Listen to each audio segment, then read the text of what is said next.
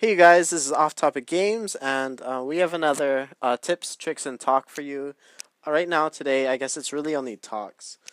So recently, or I guess I'll start from like what the background is. So Bushiroad as a whole has like a restriction list, and this is for both the Japanese and the English game. The first card that was banned or restricted, I guess, was Barkle. The reason why it was restricted was because too many people are playing like the entire deck, so the meta wasn't very diversified, and Barkle itself was super consistent. It was really good, so Bushiroad restricted it so it could no longer be the starting Vanguard. This happened both in the Japanese version and the English version, and then throughout the entire game span, the Japanese format went through several like different restrictions. For example, Dote got restricted to like two.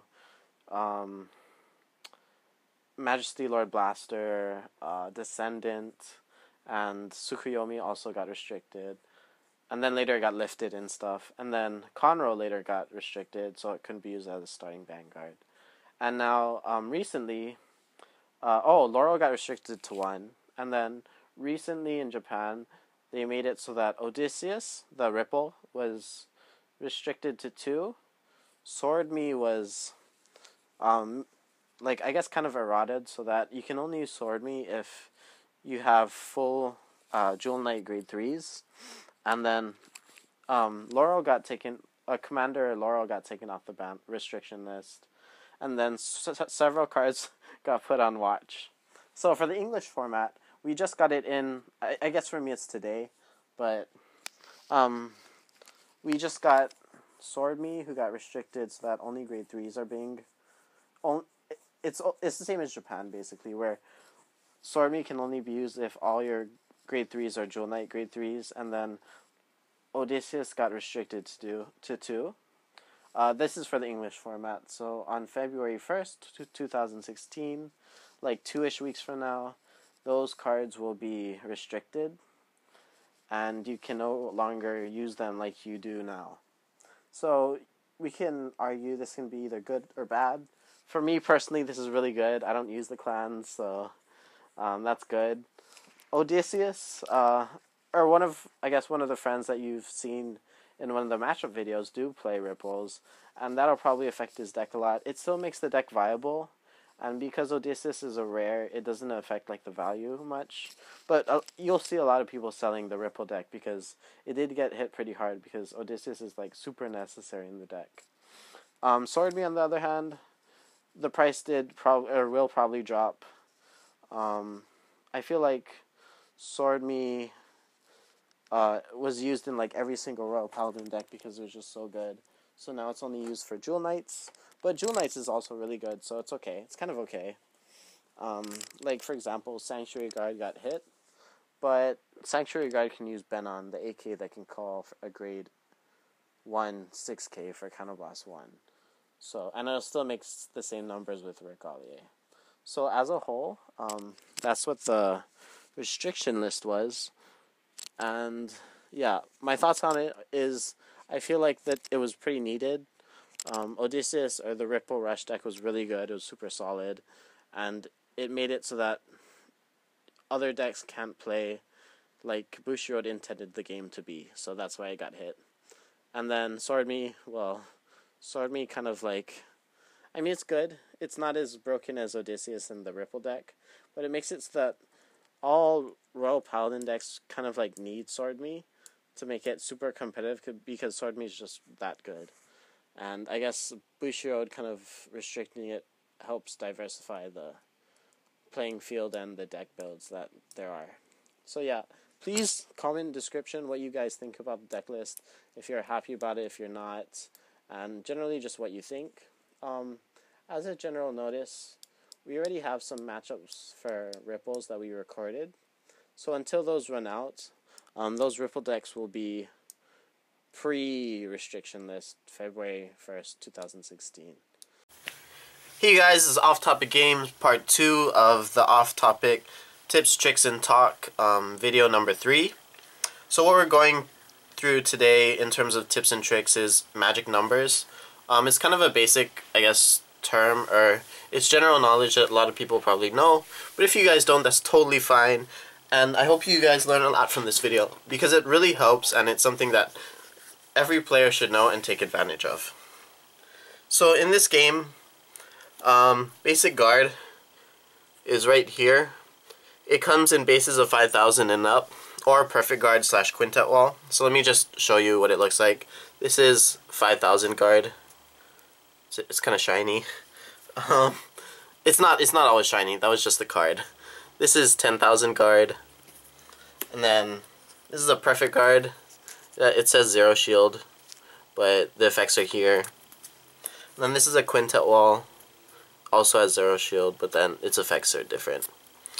So what you basically, the general thing you want to know is that cards come in 5,000, 10,000 guard. Perfect guard is always 2 cards because you have discard, and quintet wall is always 1. But a lot of times you won't normally see quintet walls in a deck, so you can kind of like push that on the side of your mind. And then there are also certain cards that have like higher base guard power in the future. There's a gold paladin one where you counterblast 1 when you guard, and then the amount of rear guards, you add that much power to your shield. So that's kind of a different thing. But generally speaking, you just have to remember that there's a 5,000 shield and a 10,000 shield. So in Bushiroad games, when a card attacks and the power is equal to or greater than the attack, it'll go through. So let's say, it's unlike Yu-Gi-Oh where it has to be higher, or else both monsters die or something. It's not like it. So let's say your opponent's Vanguard is also cross. It's an 11k Vanguard. So in this field setup that I've shown right here, there is a 15,000 column, a 16,000 column, and a 19,000 column. So what you just want to assume that you have to go by powers of 5,000. So 11,000 and then add 5,000, 16,000, add 5,000, 21,000, add 5,000, 26,000. So that's the general numbers that you want to hit due to magic numbers, because I'll show you an example here. If it's 15,000 at the Vanguard, that's 11,000. Because it doesn't reach that extra amount, the least amount of guard that your opponent has to do is a 5,000 guard. So because it's 15,000 against 11,000, so 11,000 plus the 5,000 guard is 16, so it's higher. Now if your Vanguard is 16,000 like this, the minimum amount of guard your opponent has to do is 10,000, because if they guard with 5,000, 11,000 plus 5,000 is 16,000, and your Vanguard is 16,000, so it'll still hit. That's the magic number. If the power is equal to or greater, it hits, right? So because we hit the 16 minimum, they have to guard with extra power, extra guard power. And then if it hits 21, they have to guard with even more guard power. Now, if we have a number like this, which is 19, it's the same thing as 16,000 against an 11k base, because it's 10,000 guard, where 11,000 plus 10,000 is 21,000. So this attack right here doesn't go through.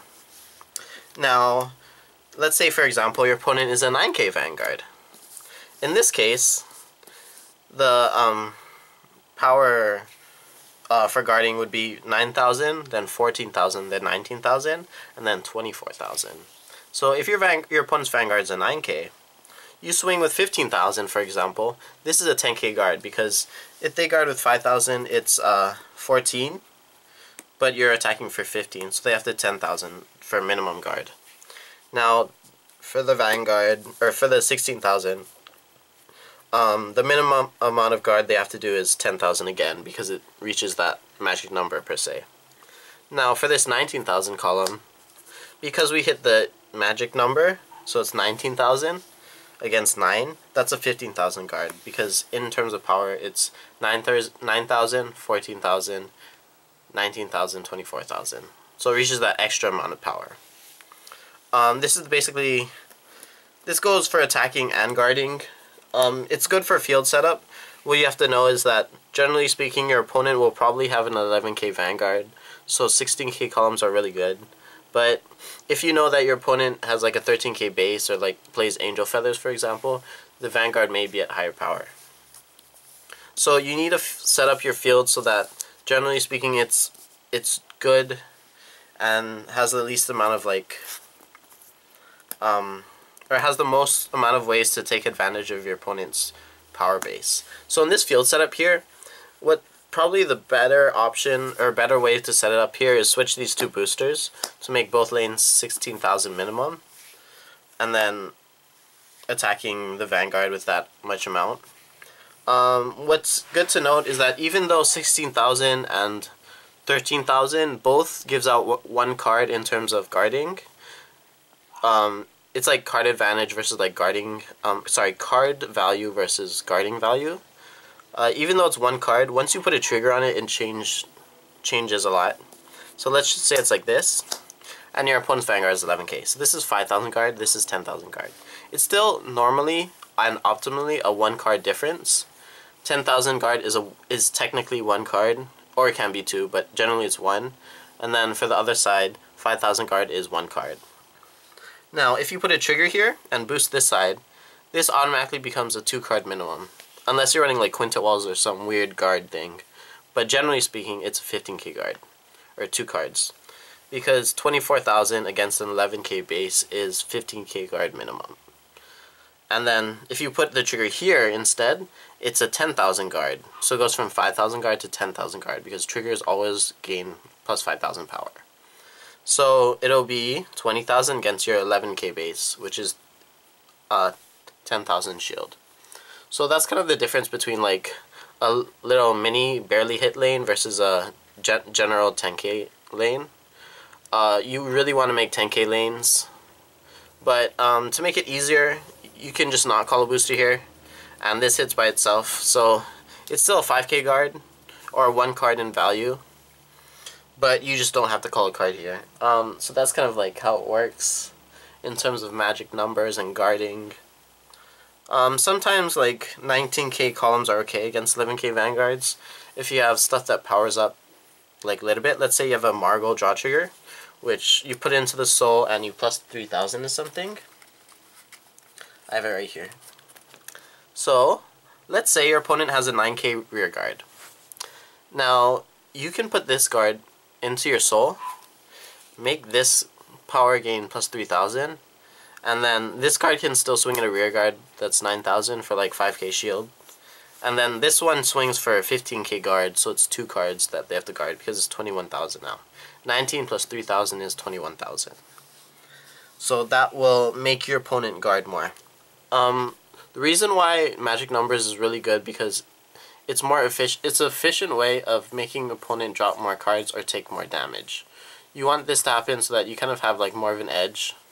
Technically, both players should be doing it, so it should be equal. But if you take more advantage of magic numbers than your opponent, you're more likely to win, technically.